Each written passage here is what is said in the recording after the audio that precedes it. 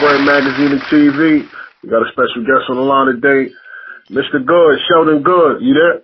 Yo, what's good, man? All right, man. Hey, listen, man, it's a pleasure to have you on today, man. We for the audience, just to let y'all know, man, we got history. Sure. Sheldon, what would you like to go by in the industry that you in? Man, I go by Teddy James now. That's my producer name. That's the new venture I'm on right now. New wave that I'm on. So definitely Teddy James, TEDDYJAMXES. All right, Teddy James. There we go. So that's the stage. That's his business. That's how he moving. So Teddy James. But for me, I got history with this gentleman on the phone, and we definitely go way back, and we definitely gonna touch on some highlights. But let's get into some things. What were you out of? What city you out of? And let's let the audience know what things you get into. So I'm born and raised in North New Jersey. Born at for those who don't know New Jersey, Bethesda Hospital. Born and raised in North New Jersey. Been playing drums since I was about like 5 years old, and drums is the thing that kind of it bit me. a lot of people said in the music world bit me, so that was the first thing about me was the drums. Yeah. And then from the drums, I started playing in church. Of course, you know that. I used to be trying out for the basketball team, making the team, and then the coach told me, "You like playing drums when you play basketball, so why don't you go do that?" Yeah.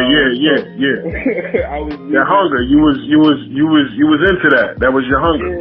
Yeah. And you know what? I'm glad the coaches at our school, told me to do that, because I was just trying to be a normal kid, you know what I mean? But I always knew I wasn't that normal, you know what I mean? Because I had such a love and an interest for music that sometimes when you're so used to entrepreneurial ways and you're into entrepreneurial things at a young age, it can kind of mature you in such a way where you feel like, I'm being left out. But you're not really being left out, you're being set up. And, definitely.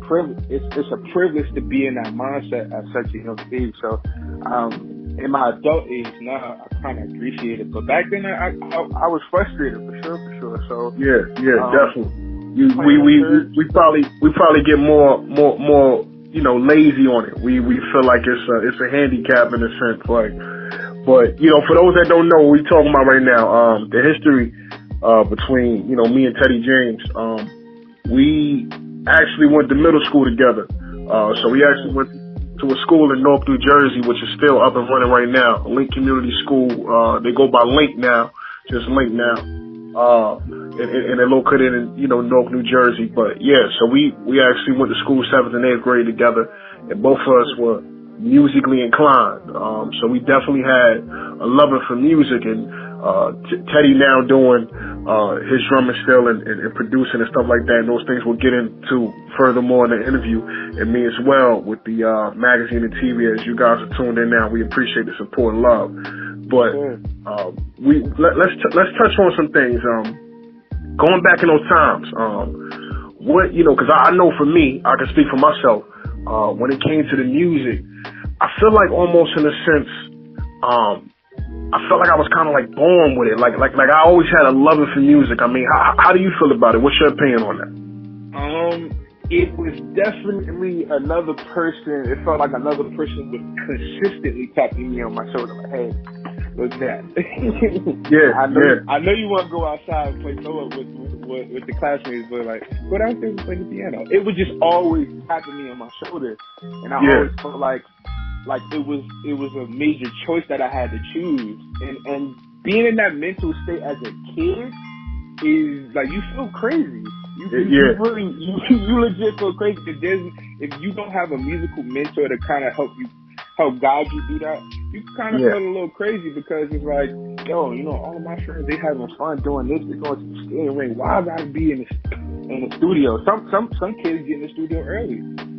Some kids like me, you grew up playing in church, so it's kind of like, all right, Dad, I'm playing in church, and I love God, you know what I mean? I don't want to be, God gave me the gift, Most definitely. All praise.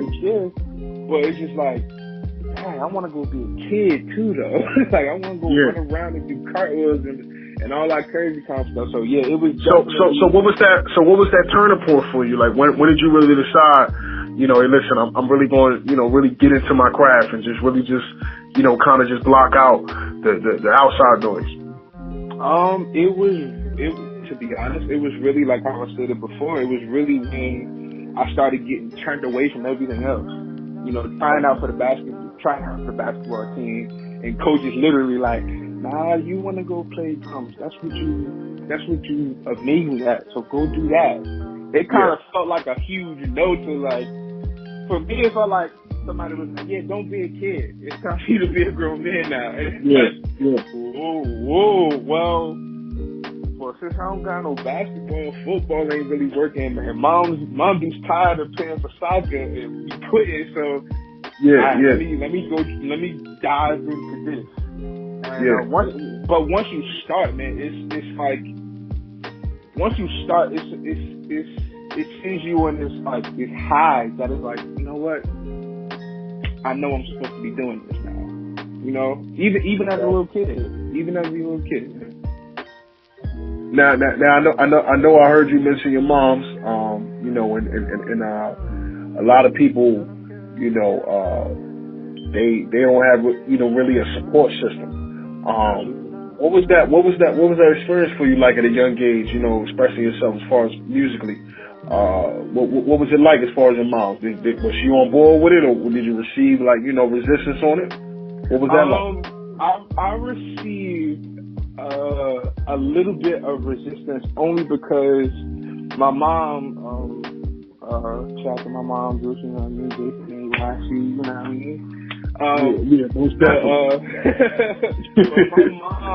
My mom was married to a musician, which was my father. So she's seen the journey. She already seen a little bit of the journey that I was about to embark on, and part of it was her trying to protect me from it. And I'm blessed to have both parents in my life. They're not married, but they're there. So I'm just blessed to have both parents. A lot of people don't get that. A lot of people don't get one parent. You know what I mean? So I'm definitely fortunate and blessed to have both parents. My mom was a superhero, man, because while my dad was on the road and playing for superstars and producing for superstars and seeing different countries and cities and all that kind of stuff. Yeah. Mom was getting me up every morning, making sure I was there, making sure I was getting to school on time, making sure I was getting the education. So my mom played a huge role in my support system. And even she knew when to, all right, cool, now you gotta go do it yourself. Because there's certain moms that don't know how to do that. They don't know how to let go. Especially with sons. Yes. Especially with sons, because with society wants us to be really, really, really, really equal, but sometimes it's not always like that. And sometimes with men and women, there are certain things we need during our growth period. And I believe, our growth period is from the time we born into the time we actually leave the house. Not being old enough to leave, but actually leave the house. Yeah. It's a very, very different experience for a young man, especially with a single mother. You know what I mean? Because I did grow up in a single household, even though I had both parents. I did grow up in a single household, so my mom is a superhero, man. Like she got me into everything. She made sure I was a well-rounded kid. She made sure that I got a good education. She made sure that she put me in a drama acting classroom. But because of that and the opportunities that I'm around, I'm like, you know what? Maybe I should go try my hand in doing some acting or something, or being a background person or something like that. But it's because my mom, she's like, okay, well, since you're going to do this, I'm going to make sure while you're doing your music, you are the most best well-rounded person that people want to be around you. So she groomed me for sure. My dad, we'll get into my dad too, but my mom, she's the superhero, man, for real. Yeah, most definitely. And I want to just say this, when it came to moms, did she have any inclusion initially when you got started? Did she, like, what was that breakout moment for you? When she knew, that you was really on to something? I would say she always knew, but to give you an actual breakout point, it would have to be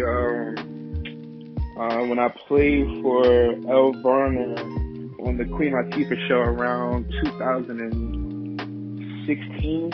Like, that was the moment where she was like, oh damn, my kid was like, my kid is on TV. Okay.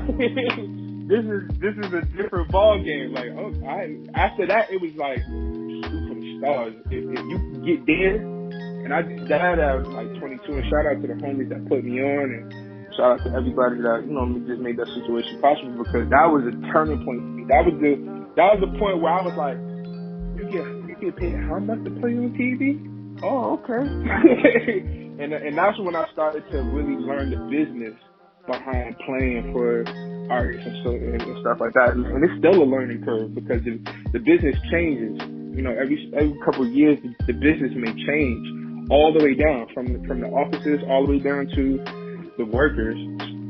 So you definitely gotta, just keep abreast on that kind of stuff. But that was definitely the turning point when I played on the Queen Latifah show, for sure. Yeah, most definitely. So that's amazing. You was on the Queen Latifah show, and you said that was 2016. Yeah, I believe that was around 2016. Yeah, for sure. Okay. So I mean, starting out with the music and initially, what was kind of the progression from you kind of turning from a hobby into being professional with it? What was kind of that first moment where you realized, like, all right, I got something? For you personally? For me personally, I would say it was that moment too. For me, that same moment. Okay, so it's equal. Because before that, I was trying to get there. Like, that was my goal. Like, my goal was, how I set my goals up sometimes is, it's like, if I can get to a certain space, I know, like, okay, cool. If you can get here, you can keep going. It's all about, they tell us to set up short-term and long-term goals. My short-term goal was, I want to play on a TV show. I want to play on a nationally televised TV show. And shout out to Queen Latifah. That TV show was real cool. She treated us lovely. She found out some of the band members from Brick City, so she showed us that Brick City love. Yeah, most definitely. She showed that Brick City love for sure. I'm sorry that her TV show it came down, which sucks. But that was the moment for me where I realized, like, oh, this is a business. This is, you gotta wake up on time. Because we could talk about the pay all day, but there's definitely a work ethic behind it. There's definitely. Yeah, I mean, because then at that point it becomes a business, and a lot of people miss that point. And in a previous interview as well, that's actually coming out next week. D and Camp Emilio, some young guys out of Michigan, and 16 to 23, a brother, 22, excuse me, D and Camp Emilio, brother duo rap group. And one thing that they definitely intrigued me about at the young age is that they were really focused on making it into a business. You know what I mean? And I think that that's one of the most important things when you're growing your craft, is to start to look at yourself as a business. So when you came into that point, for other people that might be listening right now, and turning your craft into a business, what steps did you have to take to kind of legitimize yourself as a drummer, as a producer? In our world, it's like it's rules, but it's unwritten rules, and they change. And sometimes they change. It's like a celebrity. Sometimes they change according to who's setting plays. If a certain person comes on the scene and they play a different way, they approach playing for an artist in a different kind of way, it can kind of change the trajectory of your playing, because now sometimes one person could be playing playing for multiple artists, depending on how connected you are and how much you've networked. Or sometimes it's depending on if you just dope or not. You know, some cats are just dope, and it's their time, and you can't hate on that, and you shouldn't, because I believe in karma, and I believe in energy, and you put positive energy out, you'll get it back. Not always, you know, because people are human, but if you do put that positive energy out, you're going to get it back somewhere. So I would say for me, it's definitely a thing of always remaining tapped in, you know, to what's going on, so that you can know how to make yourself valuable. For the drumming thing, I can speak to in the earlier days of playing for artists, some people used they use all the music in the track, so there was no electronics. But all my drummers, they know what kind of talk I'm talking right now. But back in the days, you have drummers right now who, now when we play drums, we have electric pads that have sounds from the actual record. Well, back in the earlier days, they really didn't have that. It was, yo, count this thing off, and we're gonna play, and we're gonna play these parts and get them close as possible. Now it's like, yo, you gotta play the hi-hat parts from the actual record, and still manage to put your identity and your sound in between all of that. Okay. So that's it's a crazy twist. now. Yeah. So it's a twist of the original, but you're kind of putting your spin on it. Yeah. It's your swag, man, and that's how you can kind of tell where some cats is from. Like you could tell where cats is from through the swag and they playing sometimes. I could sit down and listen to somebody play keys and be like, oh yeah, you from New York, or yo, you from down south. It'll have a certain cadence to it, a vibe. Yeah, it's a certain vibe. It's like listening to Jamxes 50 Cent. You know what I mean? They both aggressive, but their vibes are still different. You get what I'm saying? Yeah. I see.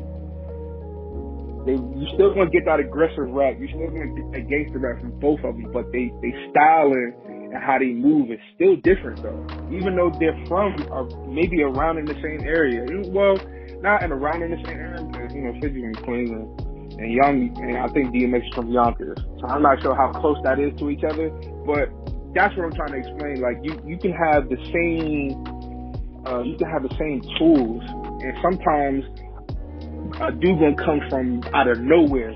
He could be in Michigan, you could be from Jersey, and a dude gonna come out of nowhere with this different vibe. And depending on how much he networks, he can get a lot of work from that, just by coming with a different vibe, or just by coming with a different mindset. Now, the thing after that is, this business of playing for artists, you're playing is 10% of you. The playing is 10%. It's 10% of it. The other 90 that you got to worry about is, and like you said, can you wake up on time for lobby call? Because sometimes lobby call could be 3 a.m. It could be 5 a.m. And if you miss lobby call, they leaving you. So you got to figure out the way to get to the next city. Or sometimes they may send you home. You know, like, yo, you can't wake up on time, bro. We got to get moving. So we're going to have to send you home to find another drummer. Sometimes I've heard stories like that. I've heard stories of I've heard some horror stories. I can't say too many of them. Yeah.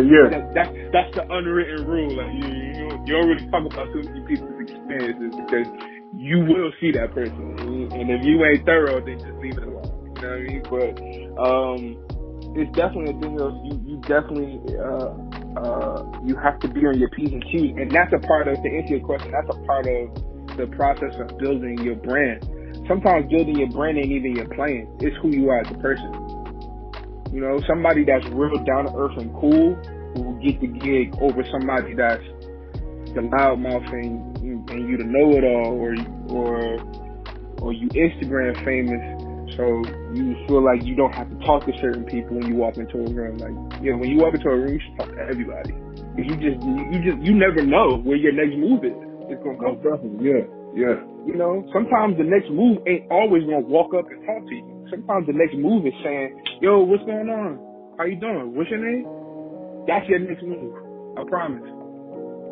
And a relationship it's not gonna happen overnight.